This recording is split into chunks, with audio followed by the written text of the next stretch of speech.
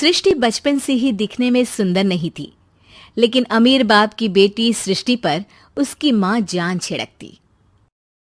मेरी बेटी कितनी प्यारी है, भगवान सबको सृष्टि जैसी बेटी दे। सृष्टि धीरे धीरे बड़ी होती है। एक दिन सृष्टि की सहेली कहती है, तू दिखने में कितनी अजीब सी है, लेकिन मैं जानती हूँ हम सब में सबसे अच्छी शादी तो तेरी ही होगी। तेरे पापा अमीर जो हैं।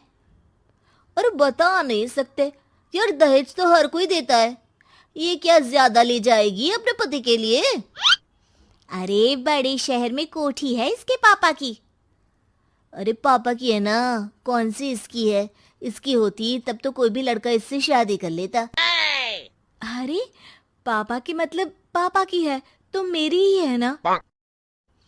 किसने कहा? अब तेरी तो तब होगी ना जब तेरा भाई ना हो। वैसे भी शादी के बाद सारी प्रॉपर्टी भाई के नाम होती है। सृष्टि समझ जाती है कि उसे किसी भी हालत में माँ बाप की सारी प्रॉपर्टी को अपने नाम करना है, लेकिन कैसे? एक दिन सृष्टि का भाई शीनू कहता है, बहन क्या कर रही है? तुझसे एक बात करनी है।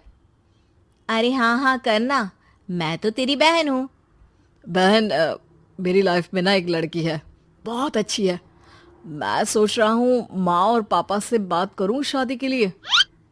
सृष्टि को समझ में आ जाता है कि भाई की शादी होते ही भाभी उसे एक दिन भी घर में बर्दाश्त नहीं करेगी। क्या बात है भाई, बताना कौन है वो? यार वो बहुत अच्छी लड़की है, पढ़ी लिखी है, मेरे साथ जॉब भी करती है। बस एक प्रॉब्लम है। प्रॉब्लम? क्या प्रॉब्लम है भाई? यार वो शादीशुदा है, लेकिन उसके पति ने उसे सिर्फ इसलिए छोड़ दिया क्योंकि उसके माँ बाप दहेज नहीं दे पाए। सृष्टि ये सुनकर न जाने क्यों खुश हो जाती है। अरे भाई तो क्या हुआ, लड़की तुझे तो पसंद है ना? शीनू को लगता है कि बहन उसे समझ रही है। वो इस बात से अनजान होता है कि उसकी बहन की मंशा पूरा घर हड़पने की है। सृष्टि अपनी माँ से कहती है, मम्मी मुझे तो बहुत चिंता है। पता है शीनू क्या कर रहा है? अरे क्या कर रहा है? वो तो काम पर जाता है और वापस घर आता है। नहीं ना माँ, वो यही तो नहीं कर रहा, बाकी सब कर रहा है। आपको पता है उससे प्यार है, और वो भी एक शादीशुदा लड़की से। ये क्या हो गया? मैं सोसाइटी में क्या मुंह दिखाऊंगी? अरे तेरे पापा तो यही कहेंगे कि मैंने ही उसे बिगाड़ दिया है। माँ देखो, मेरी बात मानो, पापा पर भी विश्वास करने की जरूरत नहीं है। अब आप ही बताओ, पापा इतनी देर घर के बाहर रहते हैं क्यों? बोलो।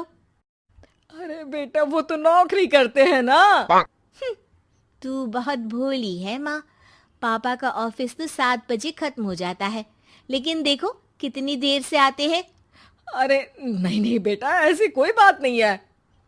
सृष्टि माँ को एक औरत से बात करते पिता की फोटो दिखाती है। देखो माँ कैसे हैं पापा। मैं ना कहती थी कि पापा सही नहीं है। मैं तेरे पापा से बात करूंगी, दे फोटो मुझे। ओ माँ, वो तो डिलीट हो गई। लेकिन चल, तूने तो देख लिया ना।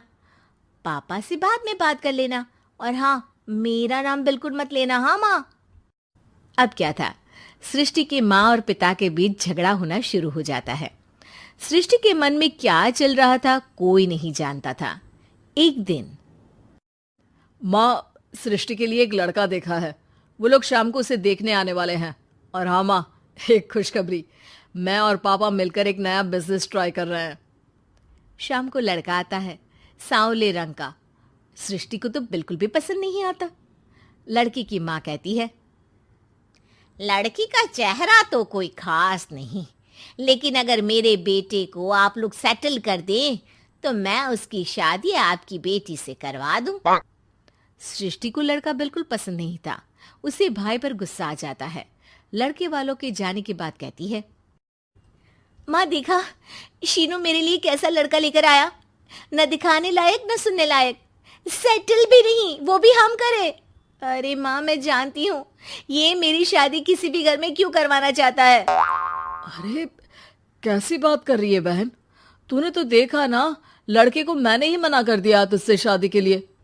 जिसने लड़का बताया था उसने उसकी बहुत तारीफ की थी। बात आई गई हो जाती है, लेकिन सृष्टि का मन शांत नहीं होता।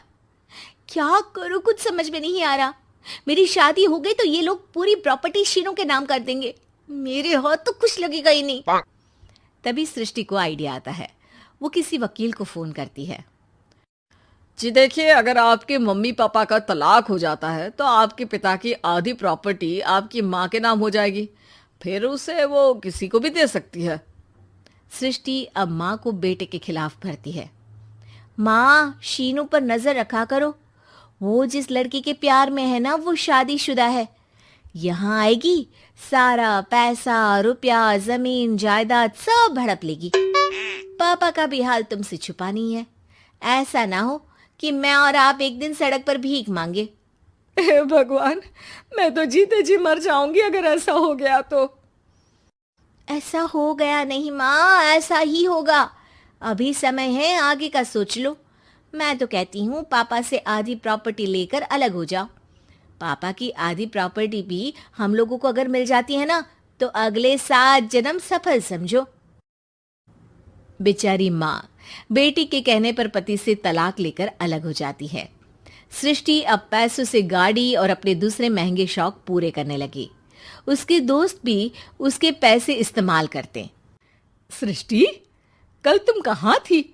मैं सारा दिन घर पर अकेली थी। तो मैं क्या करूं? मैंने ठेका तो नहीं लिया है ना तुम्हें संभालने का। माँ को सृष्टि से ये उम्मीद नहीं थी। वो बैठकर रोने लगती है। वहीं उसका पति यानी कि सृष्टि के पिता आ जाते हैं।